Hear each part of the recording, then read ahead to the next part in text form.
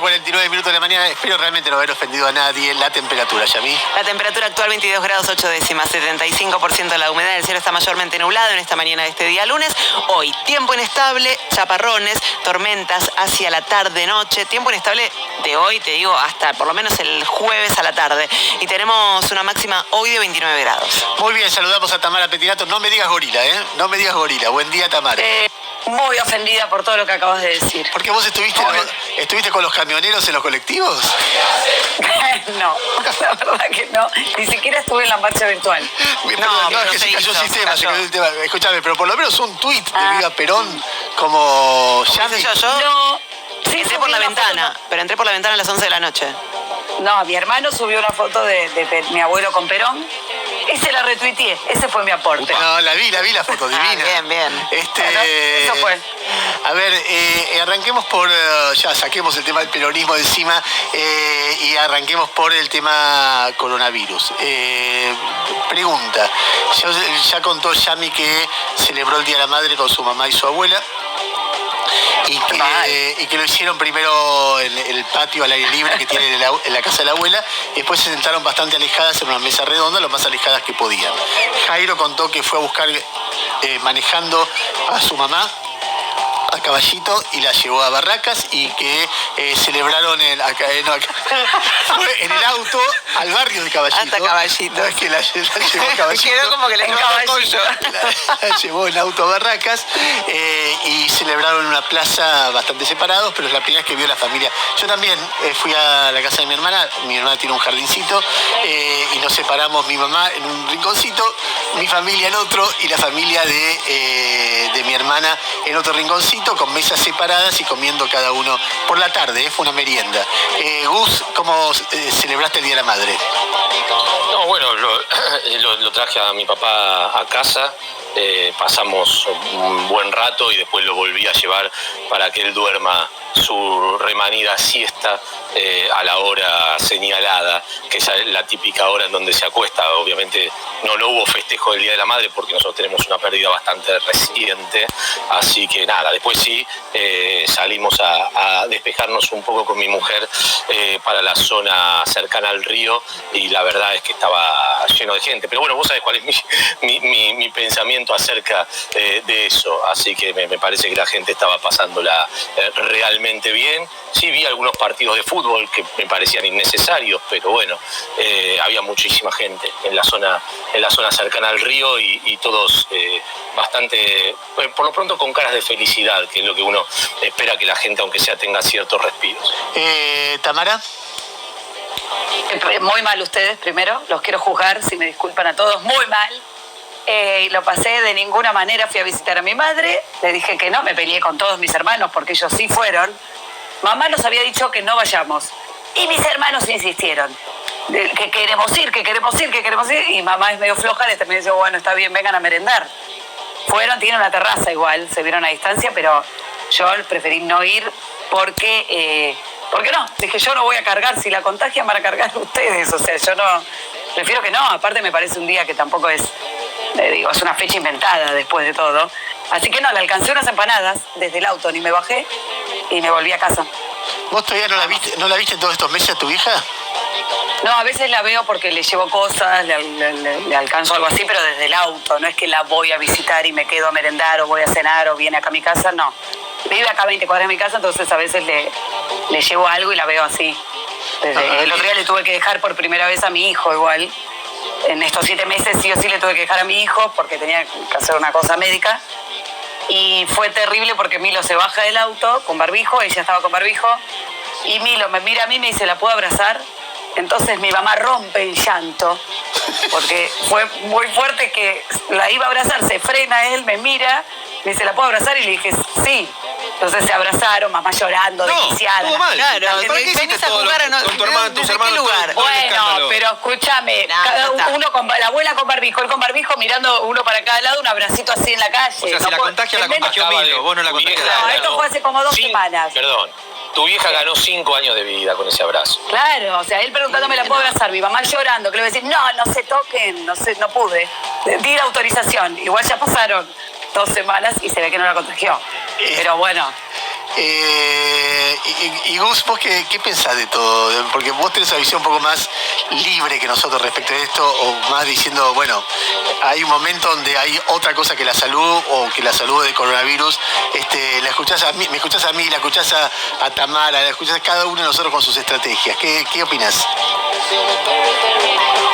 No, me parece que está perfecto las estrategias de ustedes. Lo que pasa es que para mí la salud es una cuestión más integral y personal. Me parece que también tiene que ver con cómo están tus defensas, y si vos te deprimís porque no ves a nadie, o porque no ves a tu vieja, si te pasa eso, obviamente, si te pasa eso, es probable que estés mucho más débil y te contagies o coronavirus o cualquier otra cosa. Yo creo que la cuestión emocional va muy, muy cercano con la cuestión de la salud, y me parece que si vos te cuidás, podés hacer un montón de actividades siempre cuidándose. Es decir, yo lo traigo a mi viejo, bueno, yo estoy todo el tiempo con mi viejo, 5 días de 7 a la semana, paso bastante tiempo con él, y con todos los cuidados correspondientes. Yo no digo que no hay chance de que uno lo pueda contagiar, pero me parece que esas chances son mucho menores. Y sí vi el proceso anterior en donde mi viejo terminó internado sin tener nada que ver con el coronavirus, por una depresión tremenda que le agarró en los primeros 3 meses, en donde se había decidido que no se veía a nadie. Es que ya no se puede. 7 meses, por eso te digo, me parece que hay un montón de cuestiones, pero me parece también que hay una cuestión personal. Digo, yo no censuro a nadie que haga... Sí, algunas cosas que yo veía ayer. Digo, gente compartiendo el mate me parece absolutamente innecesario. Gente jugando al fútbol, yo sé que hay un montón de partidos de fútbol, pero bueno, digo, el fútbol quizás podés obviarlo con los amigos, me parece, pero hay después determinadas cosas que si vos te cuidás, se puede llegar a una vida lo más normal posible. Pero es mi posición, y con esto no quiero imponerla, ni mucho menos. Es muy delicado, pero, muy personal. Por ejemplo, muy personal, pero siempre atendiendo, porque esto es la clave, siempre atendiendo las recomendaciones que dan los gobiernos y los sanitaristas. No es que estamos diciendo salgan todos a la calle, bésense, abrácense. Pero me parece que se puede, con las precauciones que uno generalmente toma, estar con otro grupo de gente. Como han dicho, bueno, hasta 10 personas afuera se puede estar. Mi ex suegra, por ejemplo, que estuvo 4 meses encerrada sola, tiene 73 años, en un momento decidió ella ver tuvo una nietita nueva que no conocía, y ayer la vio, y también vio a mi hijo, y después me mandó un audio diciéndome, si yo hoy me contagié y me muero feliz. Yo no voy a seguir estando sin verlos nunca más, porque para ella 1 año de vida, perder 1 año sin ver a los nietos, es un montón esta edad. Es que es como en algún lugar el ejemplo de salir a la calle, te puede pisar un auto, y te puede pisar más si salís a la calle que si te quedás en tu casa, pero no podés no salir a la calle, y así sucesivamente. Lo que pasa es que hay niveles de riesgo, qué sé yo, una cosa es que ve venir un camión y te la jugás y pasás a ver si pasa más rápido, bueno, ya es otra cosa, qué sé yo. Y entiendo que también podés pedir un comportamiento distinto a eso al principio, porque si mirá, es una emergencia, tengo que mejorar las camas, qué sé yo. Después que pasa tanto tiempo, empiezan a jugar las cosas que dicen Gustavo y Tamara, y dependés mucho más de que cada uno le dé bola a las responsabilidades individuales, porque lo otro, ¿cuánto tiempo más sin ver a los nietos? ¿Cuánto tiempo más? Ya empieza a perder sentido por las contraindicaciones. Deciden también. A mí me parece que, digamos, ya con cuidado, ya cada uno sabe, después de tanto tiempo transcurrido, ya sabe uno cómo cuidarse, y me parece que a partir de eso uno puede encontrarse con un amigo en una esquina, en una casa, digamos, por lo menos yo lo hago, no con un montón de gente, pero sí con algunos amigos en particular, y también con mi familia. Siempre a mí lo que me importa es mi abuela, que es la única, digamos, que trato de no ver. Pero después, con respecto a lo que decía Gus, también, si a nivel autoridad también habilita, fíjate que él decía, lo que no se puede hacer, hay lugares donde que se hace con este nivel de restricción. Si también se habilita, es como que siempre se corre el límite un poquito más. Entonces con eso también tienen que tener cuidado. No sé, igual es difícil, ¿viste? Claro. Igual, porque aún cuando lo hagas, te queda en algún lugar el regusto de no es lo mismo que antes. No.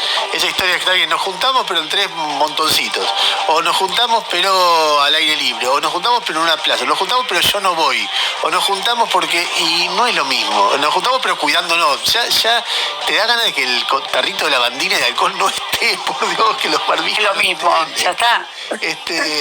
Pero bueno, qué sé yo. Yo ayer de repente decía que tengo unas ganas bárbaras de juntarme con mis amigos, pero ya no me acuerdo quiénes eran.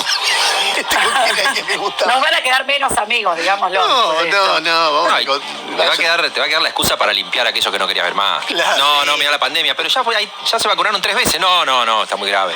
A ver, los datos son más o menos lo mismo que venimos viendo. Uno se hace preguntas sobre cómo viene esta semana, pero los datos no son buenos. Como siempre, recién veía el último informe, el de recién de la ciudad de Buenos Aires, y sigue sostenidamente cayendo, cada vez un poquito más, lentamente, pero sigue cayendo. También sigue cayendo en el conurbano, no así en el interior de la provincia de Buenos Aires, no así en el resto del país.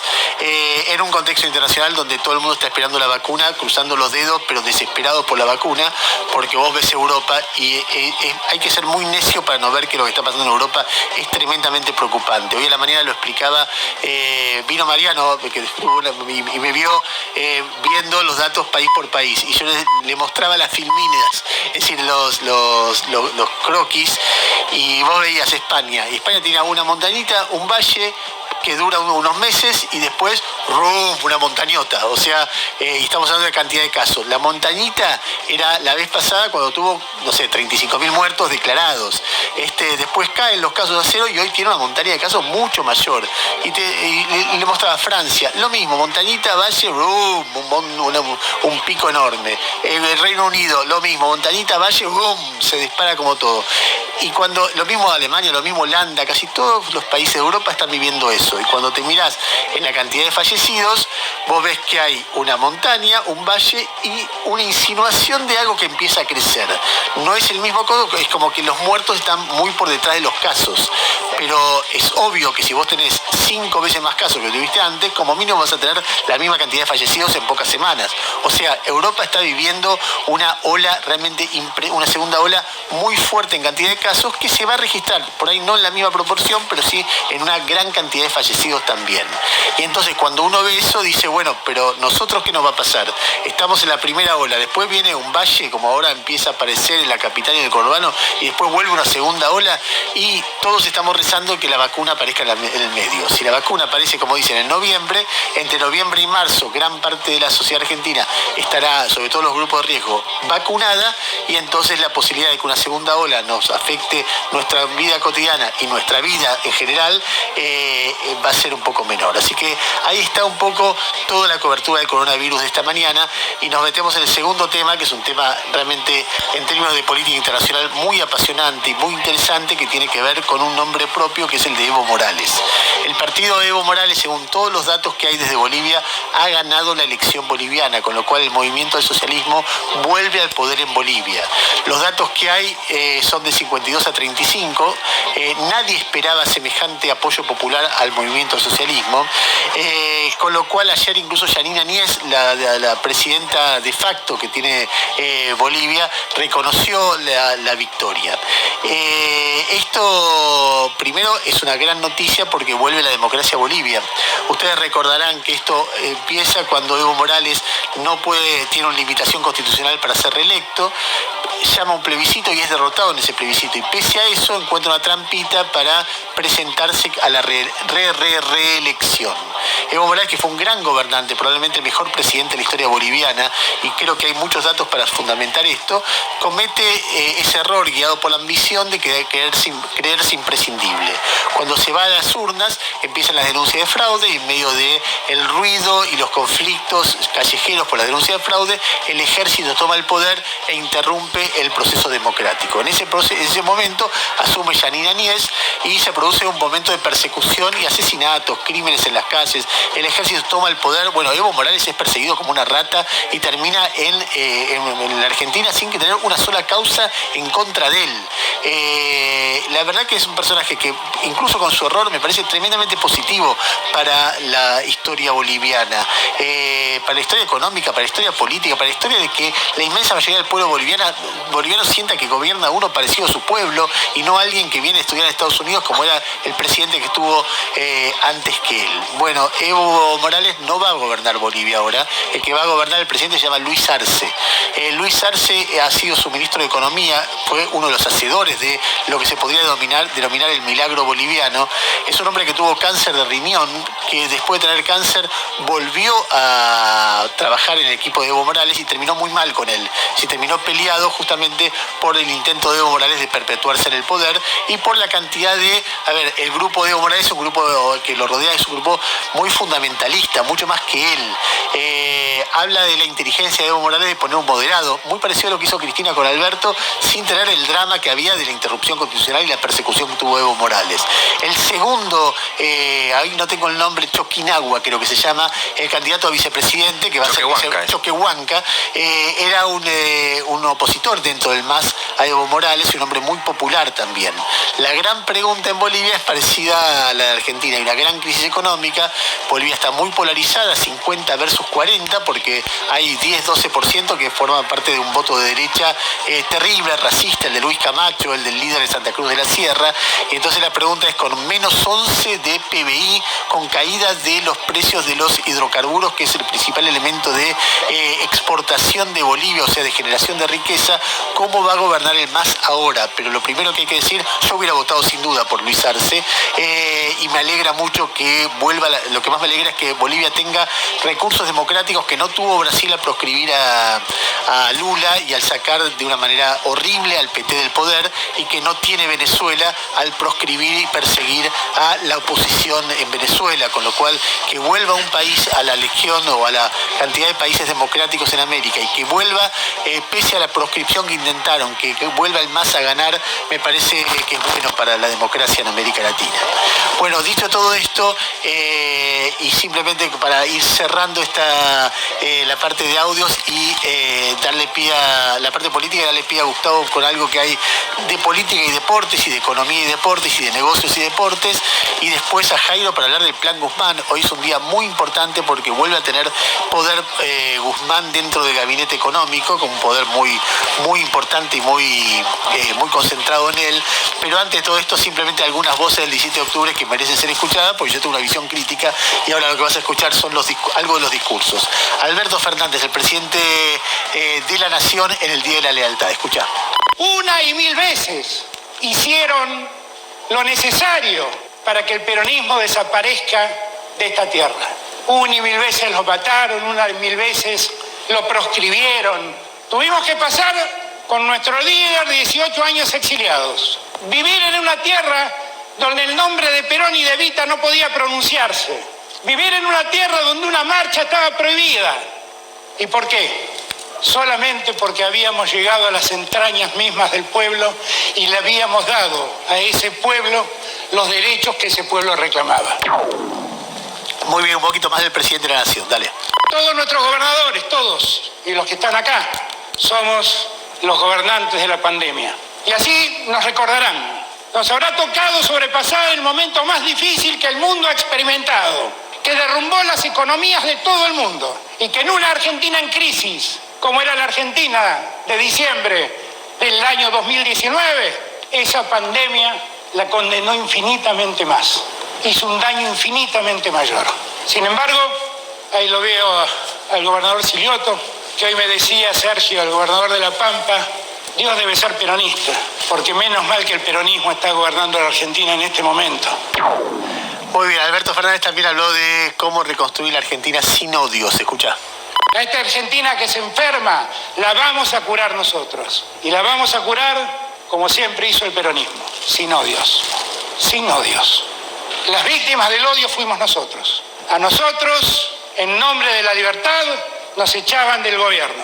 A nosotros, en nombre de la democracia, nos fusilaban y nos hacían desaparecer compañeros. Estamos en un salón que lleva el nombre de un joven de la juventud peronista que es el primer desaparecido que tiene la Argentina, Felipe Vallese. Vamos a terminar con esa Argentina del odio. Vamos a construir otro país. Vamos a hacerlo entre todos y todas. Los que piensan como nosotros y los que tienen diferencias con nosotros. Porque nosotros creemos en la diversidad.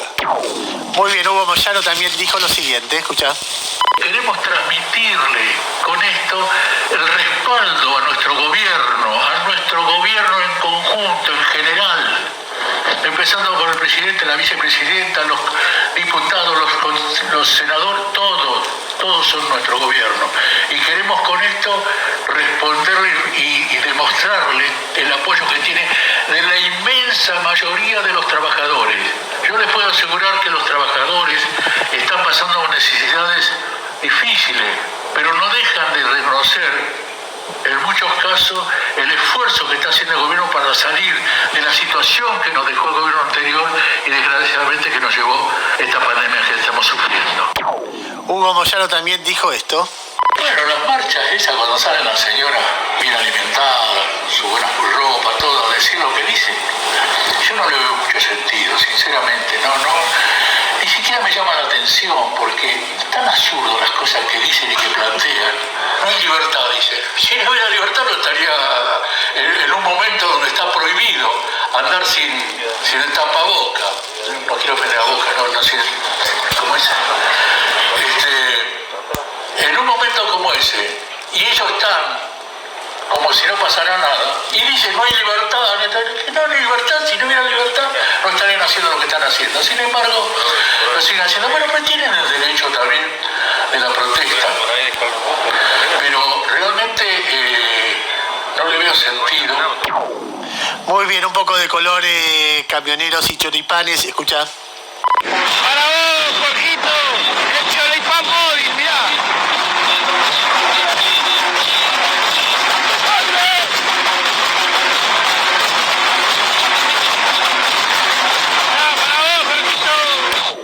No sé qué sería Jorgito. El choripán móvil era un camión que en la parte de atrás, en el acoplado, tenía una cantidad de parrillas y choripanes. Una jubilada hablaba de por qué es peronista el 17 de octubre. Escuchá. Gracias a este gobierno y el gobierno de Cristina, tengo una jubilación. Toda mi vida fregué pisos. La señora que hoy tan enojada, le doy gracias porque no me pagaron una jubilación. Y esta mujer me dio el gusto de tener una jubilación. Que hoy como gracias a esa jubilación. Por eso soy peronista desde los 16 años. Gracias al peronismo. No dejen nunca de darle a la ama de casa una jubilación.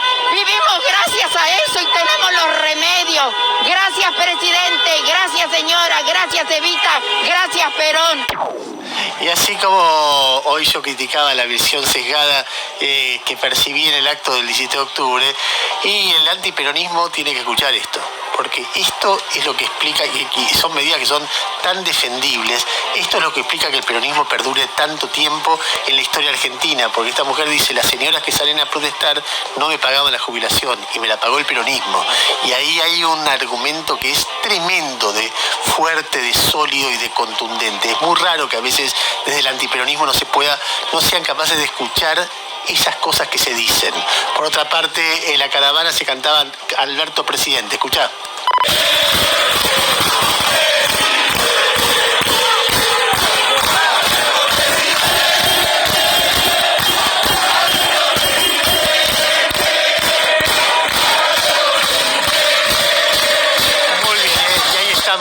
Con la cobertura de 3 de los 4 temas más importantes.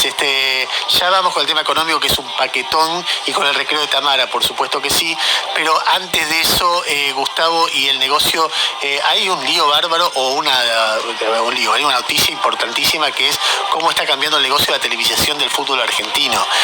Y Gustavo te lo cuenta, dale, Gus. Bueno, el viernes la AFA coronó lo que nosotros te habíamos anticipado hace 3 semanas, ¿no? Que era el cambio de mando de la televisación. No es algo que la decisión comenzó el viernes, sino que recuerdan ustedes que hace aproximadamente cerca de un mes nosotros contamos que había habido una reunión en el comité ejecutivo de la AFA y de la forma en que habían decidido dar de forma directa los derechos del fútbol internacional, y que ese era solamente el puntapié inicial para que la empresa Torneos se quedara con la producción de todo lo que es el fútbol argentino y que todo ese fútbol argentino se transmitiera por el canal Turner, dándole además 3 partidos a la televisión pública, porque este es todo un plan que tiene el aval del gobierno nacional. Bueno, finalmente el viernes se hizo efectiva esta modificación cuando la AFA decidió romper unilateralmente el contrato que la unía con Fox Sports. Digamos, el fútbol argentino, como todos saben, se transmitía 50% por TNT, 50% por Fox Sports, solo compartían el superclásico entre River y Boca.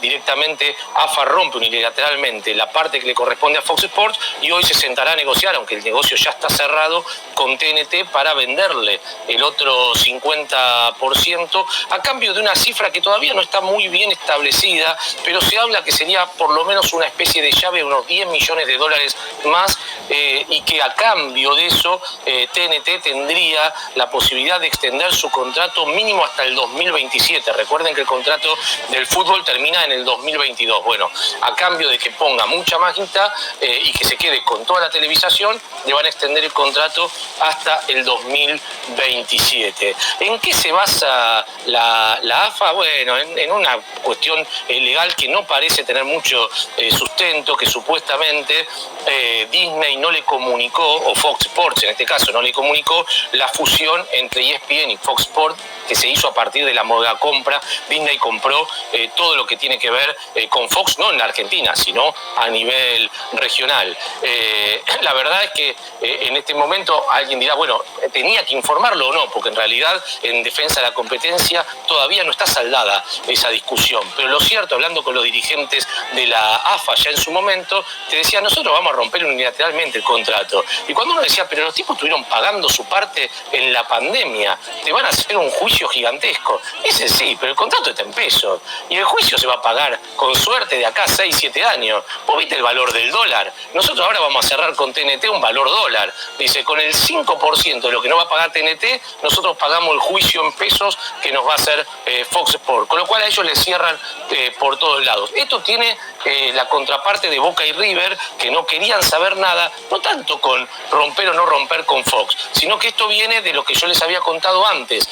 Donofrio había llevado junto con Boca una oferta para que los derechos internacionales pasen a otra empresa, que no se los quedara Torneo, una oferta por 18 millones de dólares por año, mientras que la AFA cerró con Torneos por una oferta bastante menor, cercana a los 12 millones y medio de dólares. Desde ahí se rompieron todas las relaciones y ahora... O sea que Donofrio también estaba de acuerdo con romper el contrato con Fox, pero... Yo no sé si estaba de acuerdo con romper los contratos con Fox. En realidad lo que ellos decían es, hagamos licitación nueva, hagamos compulsa de precio y pongamos a jugar otros actores. Cuando vieron que la parte de los derechos internacionales no solo no se produjo una licitación, sino que además la empresa que gana, además de Torneo, la empresa que gana todo lo que es el verdadero negocio del fútbol. Porque hoy nosotros vemos fútbol por televisión, pero porque tenemos 50 años, Ernesto. Hay un montón de gente que ya no ve el fútbol por televisión. Lo ve por algo que se llama notebook, que es lo que estamos utilizando varios ahora, por celular, y ese negocio, que es un negocio millonario, se lo dieron a una empresa chilena que tiene un fondo de inversión norteamericano que trajo Tinelli. Y ahí hay un negocio muy grande en donde quería tallar otras empresas que traía. Entre ellas la traía una Donofrio, otra la traía Ameal, y la AFA cerró sin hacer ninguna licitación con la empresa que traía Tinelli, que se llama Fanatis, que es una empresa cuyos dueños son chilenos, pero los fondos, el que pone la guita es un fondo de inversión norteamericano. Ahí se rompieron todas las relaciones hace 3 semanas, como contamos acá, y entre esa ruptura de relaciones se produjo además esta ausencia de Boca y River en la reunión del viernes, donde se presentó la Liga Profesional del Fútbol, y el comunicado conjunto por primera vez en la historia diciendo, nosotros no tenemos nada que ver con esto porque no nos consultaron, cosa que no es cierta, porque todos ya sabían lo que iba a suceder el viernes. ¿Cómo sigue la historia? Bueno, lo que uno tiene de información es que esta semana se va a firmar un nuevo contrato con TNT para que TNT se quede con toda la transmisión de los partidos del fútbol argentino, y TNT a su vez va a negociar con el gobierno para que 3 de esos partidos, nunca va a ser el de Boca y River, según lo que me dicen a mí, sí habrá o Racing, o Independiente, o San Lorenzo, 3 de esos partidos puedan ir por la TV pública. Escúchame, ¿quién es el bueno y quién es el malo? ¿Es bueno TNT, es bueno Fox, es bueno Tapia, es bueno Tinelli, es bueno Donofrio? ¿Por qué hay que... A ver, yo me reía cuando veía muchos dirigentes políticos, mucha gente diciendo, bueno, rompimos con un monopolio internacional, con el monopolio del ratón Mickey, ¿no? Entonces yo decía, pero ¿sabes quién es Turner? Porque Turner es de AT&T. Digo, Turner no es de Tenenbaum, de Strachia. Hay gente que decía eso, rompimos con el ratón Mickey. Había gente con cierto discurso, pero gente de cierta importancia de, bueno, que esto queda para empresas nacionales. Digo, no, esto queda para AT&T. Y el fútbol ya estaba en manos de empresas que tienen su base en Estados Unidos. Yo creo que no hay ni buenos ni malos. Sí hay un modelo de negocios en la AFA que es exactamente igual al modelo de negocios que se generaba en la era Grondona. Hoy esos negocios los genera un señor que es la mano derecha de Tapia, que se llama Pablo Tobillino, que es el verdadero, algunos le dirán monje negro, otros le dirán el cerebro, no importa el nombre que le pongan, pero es un hombre con muchas raíces en Tucumán y en Santiago del Estero, un hombre que llega al poder de la mano de Zamora, un hombre que se hizo muy fuerte en el interior, maneja el interior del fútbol, a Piacere le reunió todos los votos a Tapia del interior y se generó en la mano derecha de Tapia y es el que hace y arregla y desarregla todo lo que vos quieras ver en la AFA. A mí, cómo se maneja la AFA hoy, me parece un espanto. Pero esto me parece a mí, con lo cual no estoy diciendo que Donofrio y Ameal tengan razón, porque quizás manejada por ellos yo no sé cómo sería, pero las cosas que yo he contado en este programa, de cómo le dieron el marketing digital a una empresa ligada a un empresario del SEAMSE, recordemos que el SEAMSE lo maneja Chiqui Tapia, y a una empresa manejada por el presidente de Barraca Central, que es el club de Chiqui Tapia. ¿Cómo hicieron el negocio del VAR? El negocio del VAR, dándoselo a el hijo de un camarista de la justicia que está ligado a la AFA desde la época en que estaba Julio Grondona, y que lo hicieron asociarse con una empresa belga, porque el tipo, de hecho, me lo contó a mí, después me pidió por favor que no saliera de NON. Me lo contó a mí, yo no tengo ninguna experiencia en esto. Y no, ya sé que no tengo ninguna experiencia en esto, pero había que hacer un negocio en donde todos pudieran entrar en el VAR. Digo, a mí no me gusta nada cómo se maneja la AFA actual, que se maneja igual discrecionalmente como se manejaba en la época de Grondona. Pero de ahí a considerar que la entente Donofrio y Ameal son los buenos en la historia, a mí me parece que en el fútbol argentino no hay una historia de buenos. Son todos malos. Y último ejemplo, ¿alguno de ustedes vio el sorteo? No, yo no. ¿No lo vieron? Bueno, los papelitos no mostraban el nombre ni el escudo de los clubes. Si te iban diciendo quién salía y vos no podías ver muchas veces cuál era el club elegido. ¿Qué sé yo? Ahí hay bolilla fría, bolilla caliente. Yo la verdad que no lo sé. Quiero creer que solamente es desprolijidad. Pero hasta el conductor del evento, que era el colega Pablo Giral, en un momento le tuvo que decir, che, ¿pueden mostrar el escudo del nombre del equipo al que sale? Porque es increíble. Y después intentando vender, vos estás vendiendo un producto que es el fútbol argentino a todo el mundo. El dueño de la Liga Profesional del Fútbol habla y dice, bueno, no va a haber descensos, pero iba a ser un torneo, tanto como el próximo, en donde para que los clubes saneen sus finanzas, se va a jugar con muchos juveniles, así que va a haber que darle tiempo a los equipos. Es decir, vos estás vendiendo un producto al mundo diciendo, miren que este torneo va a ser medio pedorro, vamos a poner muchos pibes en cancha. Tremendo. 9:21 minutos de la mañana. A ver, el informe que escuchaste recién de Gustavo, no lo vas a escuchar en ningún lado, porque hay tanta guita de Tapia, de Turner, de Fox, de torneos, tanta guita en los medios respecto de esto que búscalo por todos lados, no vas a encontrar nada. Por ejemplo, el nombre Pablo Tobillino, búscalo a ver dónde aparece, porque no aparece en ningún lado. Así que bueno, nada, simplemente destacar el laburo profesional de Gustavo siempre. Y ahora sí, a las 9:22 minutos, hoy es un día importante en términos económicos. Ustedes saben que hay un lío bárbaro con el dólar, y que el dólar está disparado, los precios paralelos del dólar están disparados, llegaron a un récord de 170 y pico el viernes pasado. Esto ocurre un mes después de que el gobierno tomó una serie de medidas para tratar de contenerlo y que causó exactamente lo contrario. El 15 de septiembre el gobierno apretó el cepo para tratar de que haya menos caída de reserva, menos brecha entre los dólares paralelos y los dólares oficiales, y lo que consiguió fue lo contrario. Eso se produjo en el marco de una pelea muy fuerte entre conceptual, no sé si personal, entre el presidente del Banco Central, Miguel Pelle, y Martín Guzmán, el ministro de Economía. El 15 de septiembre se impuso Pelle. Pelle logró que Alberto Fernández, luego de resistirse durante muchas semanas, apoyara su visión de que lo que hay que hacer es perseguir a los compradores de dólares para evitar que se vayan. Bueno, Guzmán decía, no hay que hacer eso, hay que seducirlos, hay que tratar de que se queden, hay que tratar de que los que tengan dólares los vendan. Y bueno, después de este mes tan tumultuoso y tan difícil, el presidente, al parecer, le dio todo el poder a Guzmán para que encare un acercamiento distinto. Esa historia te la va a contar Jairo Straccia después del auspicio de Garantizar, que habitualmente acompaña esta sección. Garantizar, la forma que tiene tu pyme de acceder a las mejores líneas de crédito de todos los bancos. Garantizar, facilitamos tu financiamiento, garantizamos tu crecimiento. Y claro, empecemos con una canción del momento que te pinta lo que decía Ernesto. Escuchá. Tengo que confiar en Guzmán. Esto, hay que generar ese sentimiento, que es obra, como contábamos hoy temprano, de un humorista que está en el FM El Destape, se llama Pesky, circuló mucho por WhatsApp. Es Francisco Pesky.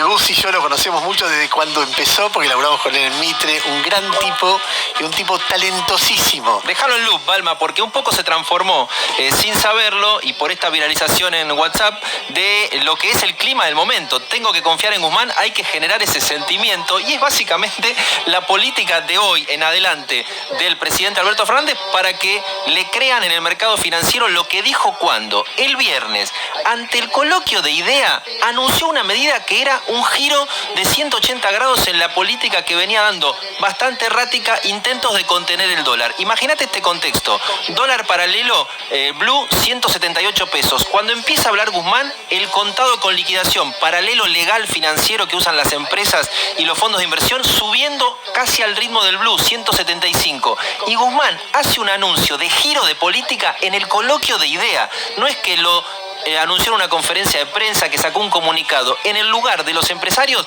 dice que gira la política del gobierno con el dólar a partir de hoy. Escúchalo. Lo que viene ocurriendo ahí es que control tras control, lo que ha ocurrido en ese mercado es que se ha ido achicando y se ha vuelto más volátil. Y el precio no bajó, el precio subió. La pregunta aquí a responder es, ¿nos importa que haya un mercado en el cual pueda haber transacciones financieras de pesos contra dólares? Y la respuesta es que sí, nos importa, preferimos que lo haya. Ahora, si nos importa, ¿qué queremos? ¿Que sea un mercado muy chiquito o un mercado más grande? Si es un mercado muy chiquito, pasa lo que pasa ahora. Es muy volátil sobre algo que no importa de forma directa, pero sí afecta a las expectativas. Entonces ahora nosotros vamos a ir moviéndonos en la dirección de ir facilitando ese tipo de operatorias, justamente porque además partimos de una expectativa en la cual está muy alto ese tipo de cambio en relación a la capacidad de la economía argentina para generar ingresos en dólares. Habló Guzmán el viernes y de 173 bajó a 160 y pico el tipo de cambio que surge de la operatoria a través del mercado financiero. Presagio de que puede tener éxito y desinflar ese tipo de cambio que muestra expectativa de devaluación ante un montón de empresas que en blanco dicen necesito dólares y pagaba hasta 150, hasta 160, hasta 170 para tratar de hacerse de esos dólares. Fondos de inversión que quedaron atrapados, como dice el gobierno, y quieren salir. Van a poder ahora acceder más fácil. Hoy es un día de medidas del Banco Central y de la Comisión Nacional de Valores. Vas a escuchar muchas palabras técnicas, vas a escuchar parking, por ejemplo, cuánto tiempo alguien se tiene que quedar con un bono antes de poder venderlo y concretar tener esos dólares. Más allá de eso, vos entendés que el gobierno está pasando de combatir a los que operaban y hacer a través de notas de distintos portales persecuciones contra Laria, contra Maximber, contra los que hacen esa operatoria, a decir, no muchachos, vengan, compren y vendan dólares por este mercado. ¿Para qué? Para que muestren que hay una entrada y salida con un dólar un poco más parecido a lo que la gente está dispuesta a pagar, con el objetivo de desinflar la expectativa de evaluación, porque el gobierno, ¿qué es lo que está diciendo? No voy a mover el tipo de cambio oficial, que es el que se usa por ahora para importar y exportar, porque es el que me fija los precios. Eso es lo que empieza a moverse hoy, todo el poder a Martín Guzmán, que va a tratar con esta decisión de girar la política económica, salir de este embrollo que tiene el dólar blue casi en 180 pesos, con un montón de gente diciendo una frase que es muy contundente: ¿cuánto vale un bote al lado del Titanic? Infinito. Bueno, si vos crees que esto es el Titanic, pagás infinito. Hoy Guzmán les empieza a decir: muchachos, yo estoy en el timón, esto no es el Titanic, ojalá tenga suerte, por eso todo el mundo le prende velas y una le pone cosa esta canción. muy importante para que él tenga éxito es que no aparezcan grumetes, marineros y pasajeros que le empiezan a tratar de quitar el timón mientras él está manejando, porque además de tener un despelote como está el mar, sigamos con la metáfora, nada, tiene que manejar tranquilo, que es lo que no pasó en los últimos tiempos. Es decir, vos te dabas un ejemplo. Guzmán tiene una visión de que las tarifas tienen, bueno, ya lo anunció Alberto, tienen que aumentar de acuerdo a la inflación. Es una señal para el capital privado. Bueno, desde el Argas están diciendo que no, que las tarifas no van a aumentar. Eso es Cristina.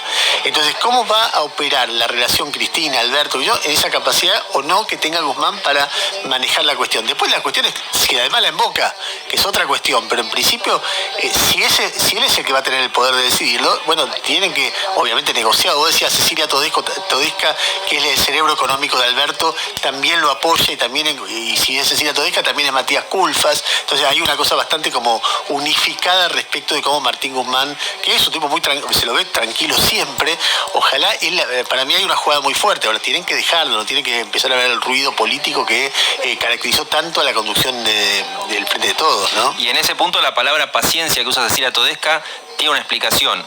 Los perjuicios cuando no te funciona esto son inmediatos. Se te van depósitos, se te va el dólar, se te va la gente, se te crece la brecha al 120%. Las consecuencias positivas, los beneficios, los frutos de una política sí tardan. Y ese es el tiempo donde alguien se puede poner nervioso y de golpe decir cerrar el dólar a gorro o tomar alguna medida. Los beneficios tardan y las consecuencias negativas son inmediatas. Pero si querés te doy solamente un dato de economía real para bajar a la calle. Balma, tirame una caja registradora. 25% cayeron en cantidades las ventas del Día de la Madre. Estamos hablando en cantidades, cantidad de paquetitos. Estás hablando de menos gente en la calle, según la Confederación Argentina de la Mediana Empresa, circulando por los comercios. Estás hablando de menos capacidad adquisitiva por la crisis. Y estás hablando, obviamente, de una situación que tuvo un aumento en el ticket promedio de 45%, casi congelamiento en términos de inflación, 1.600 pesos de ticket promedio contra el año pasado. Ahí estamos con ese dato de la economía real. Y te doy uno más que me parece que es más para Gravia. Dale, Balma.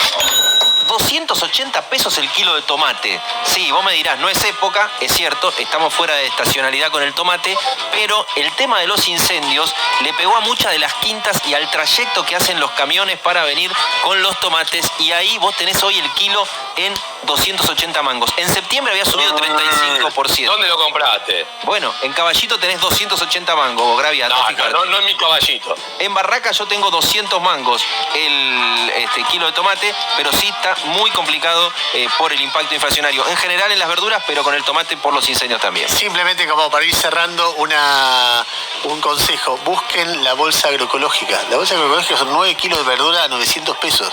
9 kilos de verdura. Ahora no tengo el dato de cómo buscarla. No elegí buena verdura, pero es buena verdura. Tenés que después organizarte, lavarla, cortarla, frizar algunas cosas, porque si no se te puede arruinar. Si te dormís, claro, puede ser mala inversión. Pero 9 kilos no es tanto, porque solamente en papa, batata, ¿cuánto compra uno por mes? 4 o 5 kilos seguro. Así que 9 kilos, 900 pesos, buscar la bolsa agroecológica. Son las 9:31 minutos. Uy, nos recontrapasamos de tiempo. Vamos a aguantar un poquito para el recreo de Tamara. Vamos a ir a una tanda ahora, para que no se nos junte toda la tanda al final.